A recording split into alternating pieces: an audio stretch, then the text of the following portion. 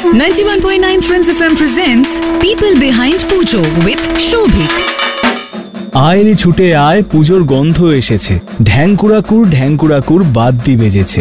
এই ঢ্যাংকুড়াকুর শব্দের সঙ্গে পরিচিত নয় এমন বাঙালি ম্যাগনিফাইং গ্লাস দিয়ে খুঁজলেও পৃথিবীতে অন্তত এক পিসও পাওয়া যাবে না। আর যদি পাওয়াও যায় তাহলে তাকে পুজো মণ্ডপে ঢাকের আওয়াজ শুনিয়ে বলতে হবে, জাগো বাঙালি জাগো, কোমর দুলিয়ে ভাগো।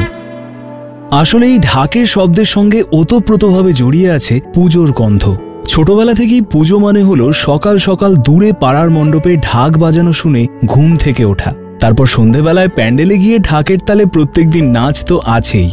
শরতের মেঘের সাথে সাথে যেমন মা আসেন প্রতি বছর, তেমনই সঙ্গে করে আসেন সাদা গেঞ্জি ও ধুতি পরা কিছু মানুষ, যারা নিরলসভাবে পুজোর দিনগুলো ঢাকের শব্দে ভরিয়ে রাখে আমাদের চারপাশ, আমাদের মন। আজ তোমায় শোনাবো এমনই একজন মানুষের কথা, যার পরিবার যুগের পর যুগ ধরে ঢাক বাজিয়ে জীবিকা নির্বাহ করে চলেছেন। সেই মানুষটি হলেন ঢাকি সম্রাট গোকুলচন্দ্র দাস। এত বছর ধরে তিনি এবং তার পরিবার এই ঐতিহ্যটাকে ধরে রেখেছেন। কেমন ছিল তাদের এই পথ চলা? আমরা সারা বছরটা কিন্তু ঢাক নিয়ে কাজ করি, অন্য কিছু করি।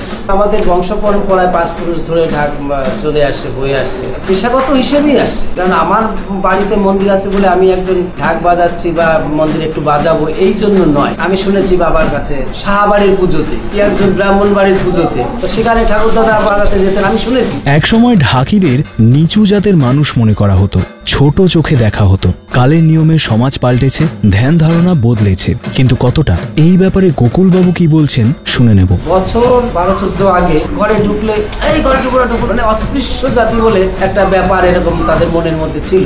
ঢাকিরা মানে একদম অস্পৃশ্য, ছোট জাত। অ্যাকচুয়ালি তখন বয়স তো অশিক্ষিত ভাগ বেশি ছিল। তখন যদি শিক্ষিত পার্সেন্ট 30 হয়, এখন সেটা 90-তে দাঁড়িয়েছে। শিক্ষা যেখানে নেই, আলো সেখানে নেই, সেখানে মনের ভিতর অনেক কিছু অন্ধকারে ঘুরপাক খায়। এরকম অনেক শিল্পীরা আছে, যেমন বিদেশি, কেউ যে হিন্দু তার, প্রচুর মুসলিমরাও শিল্পীদের নিয়ে আমরা প্রোগ্রাম করি, কাজ করি, একসঙ্গে থাকি, একসঙ্গে খাই, একসঙ্গে একই বিছানায় শুয়ে থাকি। এখন আর কোনো এই জাতপাতের কোনো বিচার নেই, এখন একটাই জাত, আমরা শিল্পী।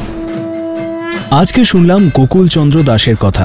ওনার মতোই বহু মানুষ তিলোত্তমার অলিতে গলিতে ছড়িয়ে রয়েছেন, যাদের অবদান আমাদের ঐতিহ্যকে বাঁচিয়ে রাখতে বিরাট ভূমিকা পালন করে। কিন্তু আজও তারা থেকে গেছেন আড়ালে, নিজের কাজ করে চলেছেন নিভৃতে, নিঃশব্দে। পরবর্তী এপিসোডে তোমায় শোনাবো এরকমই আরও একজনের কথা। তাই শুনতে থাকো people behind Puja with me Shovik, only on youtube.com/919 Friends FM podcast এই চ্যানেলে।